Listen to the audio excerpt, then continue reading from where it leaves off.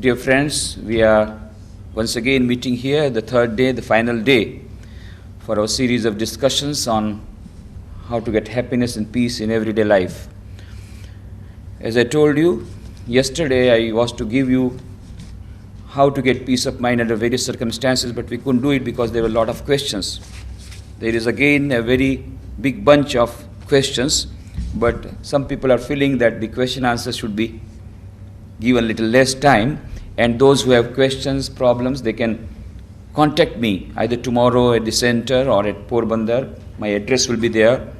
While you go from here, there will be a photograph of Swami Vivekananda, which will be given as a token of our gift and love from Ramakrishna Mission Porbandar, and there will be address and phone and website, email, everything. So you can contact me afterwards at Porbandar, and you are also welcome at Porbandar. And so we'll try to see some of the questions if we can answer. As many questions as can be answered at the end, I'll try to answer. In the meanwhile, let us see how much we can cover. It's a very vast topic, and as you might have seen, yesterday you got the book. That book in Gujarati is only half portion of the whole book that is already published in Gujarati, Adhunik Manav Shanti Nishodhma, and about 50,000 copies have been distributed free of cost. But our condition is, everybody is asking the price. Price is this. It is not in terms of money. Never. Peace cannot be purchased by any amount of money. So what we have told is only, you just read it, assimilate it, get peace of mind, and spread the message. That's all. But of course, some people want to give gift to their friends during birthday or this and that. So we have made a system. You can get it printed, 1,000, 2,500, and then get it printed and distribute free of cost. We will give you permission. Likewise, so many people got permission, and already 50,000 copies have been distributed. So that you can approach if you want for distribution. And some of the people who have not got it, then tomorrow morning, when you come to the center, at that time we will try to give you a copy for yourself. I had told you about two things. One is that under various circumstances, how we can keep tranquility and peace of mind. Sometimes there is Mahabharata in the family. How to remain peaceful, how to have peace of mind when there is quarrel among the family members, and how to manage the family as such. There was the Prime Minister in Japan in 15th century. His name was Oson. He had a very big family, a joint family, and more than 100 family members, but they were living with great harmony and peace of mind. Not only that, it was told about his family that there was so much peace of mind in that family that even the dogs in that family won't quarrel. Normally they don't remain without quarreling, dogs. But even the dogs won't quarrel among themselves. It was so much peace. Then the emperor came to know about it. Then he came to the Prime Minister, who was an old man. What is the matter? What is the secret? We are having small families, and still we are not able to have peace of mind. We are not able to keep the family in harmony, and you are having such a big family. How do you manage? Can you give us some success mantras? If you give us 100 mantras, then what we will do is that we'll print it, circulate among all the family members, so that they can also have peace of mind. Can you give 100 mantras of success for family? How to have harmonious family? Then the Prime Minister says, okay, give me the piece of paper. And he wrote down 100 mantras for success in having harmony in family with his trembling hand. Forbearance, forbearance, forbearance, forbearance 100 times. Only one word. Forbearance. Sahan karo, sahan karo, sahan karo. That's why Holy Mother Sharda Devi used to say, you see, there are only one alphabet for everything in Hindi or in Gujarati or in Sanskrit or Bengali. Ka, kha, ga, gha, one syllable. But one syllable comes thrice. Sa, sha, sha. The implied meaning is sahan karo, sahan karo, sahan karo. And Sri Ramakrishna used to say, Je sahe te rahe, je na sahe te na rahe. If you tolerate, if you forbear, you will survive. If you don't forbear, you will not survive. So forbearance is a great virtue. Particularly in the modern age, this has become a very rare quality. We become impatient very soon, but we have to have the quality of forbearance. Particularly in girls, according to modern psychologists, women have 10 times more capability of certain virtues like forbearance. Mental capability is 10 times more in women. And that's why you find in the tradition, Indian tradition, our families were always at peace. Even as on today, our families are much more integrated, much at peace compared to Europe. I had been to Europe recently, or in America. The families are breaking. In fact, there is no family life. After 14 years, the boy goes separate. He is living in a hostel. During the vacation, he earns his own money. The girl earns her own money. Nothing to do with the parents. And of course, there is a lot of divorce going on, so they don't know also who are their real parents. No family life. It's all breaking. They are becoming like animals. But in India, we still have the family life, but it is also breaking at a very great speed. We have to maintain the traditional values of family. So when I go to some functions for the inauguration of old age home, I said, I am very happy that an old age is opening. And so many old persons will have some shelter. But I am very unhappy that an old age has to be opened. That's a very, very tragic situation. It should not happen in India. And I tell all the family members, of many parents I tell, if you are contemplating of reserving 2 seats in old age home for your parents, don't reserve 2, reserve 2 more for you and your wife. Because your children are already observing how you are behaving with your parents, and they are just waiting for the time when they will send you also to the old age home. The law of karma is supreme. Samskaras, impressions, good impressions, particularly in our homes, all the time the parents had always been busy. Mother is busy with the household work, father is busy with earning money. Who will imparts good samskaras to the children? Grandfather and grandma. That's why grandma's storytelling is very famous. Now, if the children, the kids, don't listen to the stories of grandma and grandpapa, what will they do? Sit opposite the idiot box and become idiot and shoot at the father when they grow up.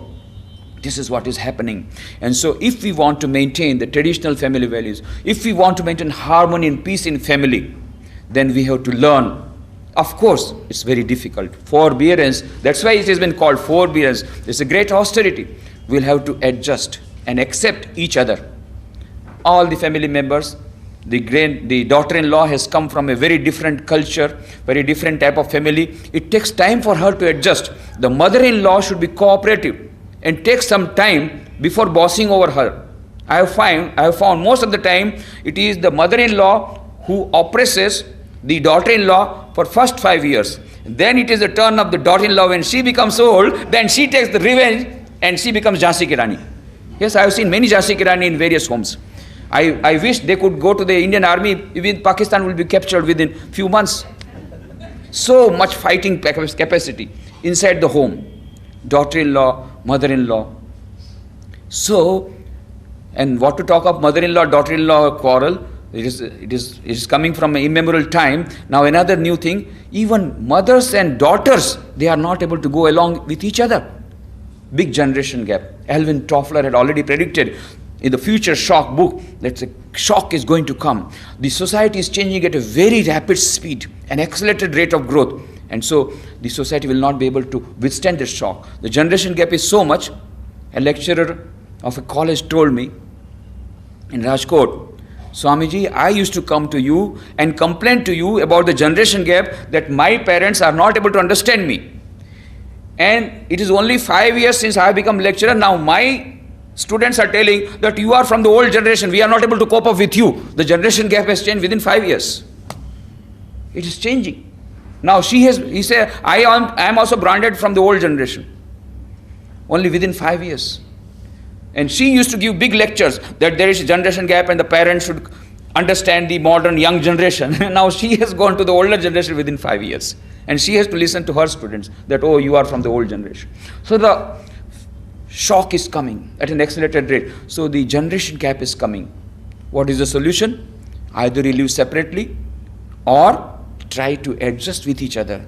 Try to understand with each other and try to have forbearance. Little forbearance necessary. You have to sacrifice something. Now, who will sacrifice? Both the parties have to sacrifice. Ek haathe taadi na pade. Both the parties have to sacrifice. But I would say it is very difficult to change in the old age.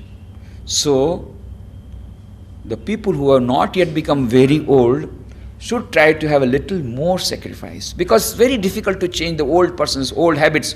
So the people who have not yet become old, who are not yet very much helpless because of their poor health, they should come forward for a little more sacrifice. Then we will find if the daughter-in-law is sacrificing and tries to serve her mother-in-law and tries to put up with all sorts of eccentricities of the mother-in-law, she is going to become the queen within 5 years. And it is this mother-in-law who will bow down to her. Just wait for some time. No sacrifice goes in vain. I have seen with my own eyes many families. Mind you, whatever I am telling you out of experience. For the last 15 years I have been counseling many people coming with their various problems, and what I am trying to give is success stories only. Wherever I have found success, the remedies that I have given have been accepted, have been proved successful. So I am telling you, it is possible to have harmony and peace in family members, but the daughters, the sons should try to understand their father and mother, and the father and mother should try to understand their father and mother. So many parents come to me. So many parents, they come to me and they all of them have only one single complaint. આજકાલના છોકરાઓ કયું માનતા નથી. Only one complaint. Nowadays the younger generation, they don't listen to us. They are disobedient. And after they have left in the evening, I have got many young friends. They all come to me and all of them have got only one voice. ઘરમાં અમને કોઈ સમજતું નથી અને સમજવા માગતું નથી. Nobody understands that at home and nobody wants to understand also. So they have got this feeling, this very, very poignant feeling that nobody is trying to understand them. That means they have got certain problems within them. They are not able to articulate, but they articulate before me because I try to give them a friendly touch.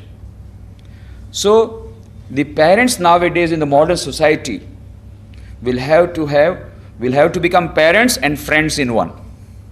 Particularly the mother has to be very friendly with her grown-up daughter. After 12 or 14 years, the daughter has to be given a treatment as if she is friend. I know many girls who were saved from great calamity because their mothers tried to understand them and tried to treat them as their friend, and so the daughter was able to give her innermost thoughts and she was saved from a great catastrophe. So the teenagers particularly have to be understood, have to be given respect. And nowadays, another thing, the children, they somehow become very, very sensitive. Whatever you want to tell them in private, never in front of others. Otherwise they feel very bad. So many children I have found, they have been alienated from the family members because they have stopped talking to their parents. They may talk but they do not articulate their feelings because in the past they have been insulted before their friends. So there is a sort of a feeling of revenge. So there are certain examples I am giving to summarize. If you want to have good family relationships, we want to have peace in family, then the parents should try to understand their parents And the grandfather and grandmother should also try to understand their children. Now the kids should also try to understand their father and mother, but the kids have to be given training. And mind you, this you have to agree with me, nowadays the kids are very intelligent, much more intelligent than we were. They are born with high intelligence and they won't listen to us. They are very sharp. They simply observe how we are behaving and they try to imitate that. If we give respect to our parents, we will not have to tell them that you give respect to us. They will give respect to us. So in dealing with the kids, we have to be very careful. They go for the behavior pattern of the parents. So parents have to be very careful in their behavior pattern. And if the behavior of the parents is good, then the kids also will take up good samskaras. So the behavior pattern has to be kept, and that is to be harmonious relationship. Many of the times the kids get alienated because there is not good relationship between husband and wife. So many kids, they tell that I don't want to remain at home. And so sometimes as an escapism, they go to friends and then they go to a restaurant, and some friends misuse also that type of feeling. Why? Because at home they are not finding one with the home atmosphere. Why? Because always the father and mother, papa and daddy and mummy are always quarreling. So they feel no peace of mind, so let me go to a restaurant, let me go with my friends. Many love marriages or sort of, some tragic incidents of love, so-called love. Also, if you go to the root of the problem, the children who don't get love in their families, they only go for so-called love and go to the well of the love and get drowned and then get destroyed. So we have to have a good atmosphere in the family, a harmonious atmosphere for which sacrifice is required. If you want to quarrel with your wife, do quarrel, because quarrel is necessary to increase love, Sometimes quarrel is necessary, a sweet quarrel. Sometimes bitter also, it comes automatically, you can't avoid. When the two vessels are there, it will always make some sound. But then, for God's sake, don't quarrel in front of your children. When they have gone to school, and of course, there can be one more thing that I have been suggesting, and some people have also implemented. That is, every week,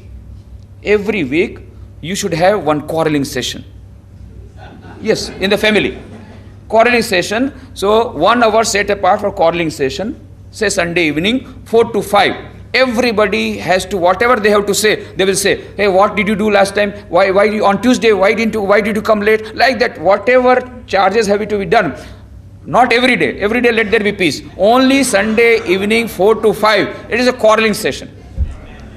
And after the quarreling session, ice cream party, have nice food, and concluding session is you conclude it with a nice food. You see, so many times the quarrel comes, or there is a sort of disharmony in the family because of lack of communication. I had told, when I talked about nurturing relationship, the art of sharing and caring last year, I had given A, B, C, D, E, F. You will get that CD here. It is for sale. C is very important, communication. So let there be articulation. Every week there should be one time apart for communicating. Yes, don't keep in your, but that is a very frank discussion. And while there is frank discussion, you will find out most of the time it was misunderstanding. Somebody had told something, some Narad Muni had acted some different way.